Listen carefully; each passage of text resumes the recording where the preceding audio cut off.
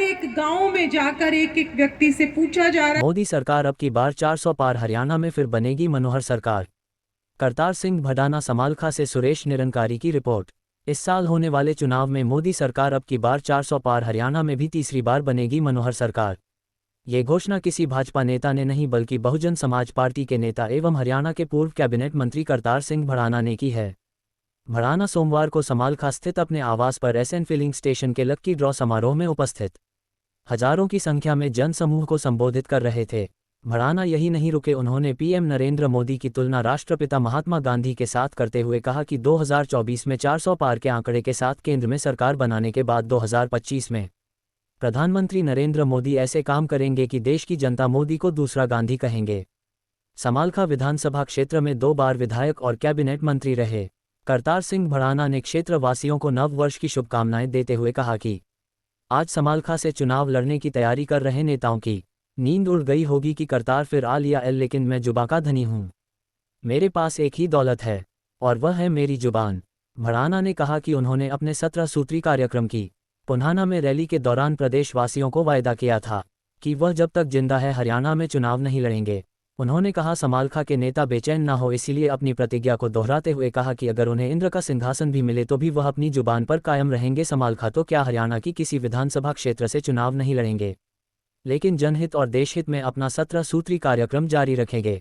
पूर्व मंत्री करतार सिंह भडाना द्वारा संचालित समालखा में एसएन फिलिंग स्टेशन से पेट्रोल व डीजल लेने वाले उपभोक्ताओं का लकी ड्रॉ भाजपा पार्टी की जिला अध्यक्ष डॉक्टर अर्चना गुप्ता के द्वारा निकलवाया गया। एल ड्रॉ के कार्यक्रम में एक ट्रैक्टर व दर्जनों अन्य सामान निकाले गए और मौके पर ही जिसका ड्रॉ निकाला उन्हें दिए गए। एल कार्यक्रम में पहुंचने पर करतार सिंह भडाना ने डॉक्टर अर्चना गुप्ता का फूलों के बुके देकर जोरदार स्वागत किया। इस मौके पर भाजपा जिला अध्यक्ष डॉक्टर अर्चना गुप्ता ने भाजपा पार्टी का जमकर गुणगान किया व मौके पर मौजूद लोगों को पार्टी की नीतियों के बारे में बताया। इस मौके पर हजारों लोग मौजूद थे। कार्यक्रम में आए हुए लोगों के लिए जलपान का विशेष प्रबंध किया गया था। और ये भी हमारा सौभाग्य है, अपनी बहन जी निकालने वाले मिलना भी हम नहीं है।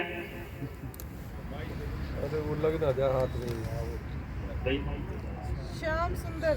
हाँ जी, श्याम सुंदर गाँव बाइक नंबर है HR79। नहीं, श्याम सुंदर कहाँ एड्रेस क्या? टेलीफोन नंबर है।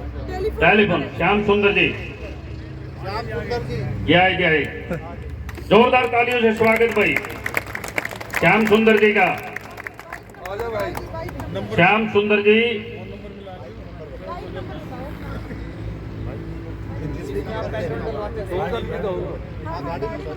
थोड़ा पीछे हो जाओ भाई। धन्यवाद। ये कहाँ से है श्याम सुंदर जी? जी से परमिशन मांगते हुए कुछ कहना चाहता हूं। और वो परमात्मा को मैं ज्यादा तो नहीं पर थोड़ा कभी कभी कहते हैं ना, जो परमात्मा को जान जाए उसे और कुछ नहीं चाहिए। मैं आपको एक कई भाइयों की अच्छी भी लगेगी, कई इनको बुरी भी लगेगी। मैं हूं तो बसपा में, मैं अभी तक पार्टी में बसपा में हूं, लेकिन सच्चाई कहने से मैं स्टेज पे भी कभी हिचकता नहीं हूं। अपनी पार्टी में अगर गलत बात होती है तो उसे भी कह देता हूं। बंसीलाल जी थे, चौटाला साहब थे, मैं कह देता था जो मेरे मन में आती थी। अगर कोई बात मुझे गलत लगती थी तो मैं बोल देता था कि ये ऐसे नहीं, ऐसे होना चाहिए। और एक बात मैं आपको बता रहा हूं, कोई भाई किसी तरह की बातें करे, वो भगवान जो है, कई बार बात निकली हुई और जो उसके यहां से आती है वही कही जाती है। मैंने कुछ दिन पहले एक छोटा सा चैनल बनाया था मैंने, उसमें जज साहब आए थे, चीफ जस्टिस रिटायर, तो वहां पे मैं स्टेज पे बोल दिया था कि 3 प्रदेश में बीजेपी की सरकार आएगी तो मेरे लोग ये कहते थे, अरे यार ये तो हो ही नहीं सकता। यहां तक कि कई भाई तो बीजेपी वाले भी कहते थे कि भाई 3 में तो नहीं 2 में आ जाएगी। मैंने कहा 3 में आएगी। और अगली बात सुनो, फिर मैंने कहा कि 400 पार अब की बार मोदी सरकार। कई भाई नाराज ना हो इस बात से, क्योंकि ये कई बार होता है ऊपर वाले की जो आवाज होती है ना वो पूरी होती है, तो ऊपर वाले के यहां से जो छनके कभी आती है तो हमारे भी कान में पड़ जाती है। और एक बात और आपको बता दूं कि हमारे जब देश आजाद हुआ तो गांधी जी गांधी कहलाए, क्योंकि उनने ऐसे काम किए, देश को आजाद किया। लेकिन अब 25 में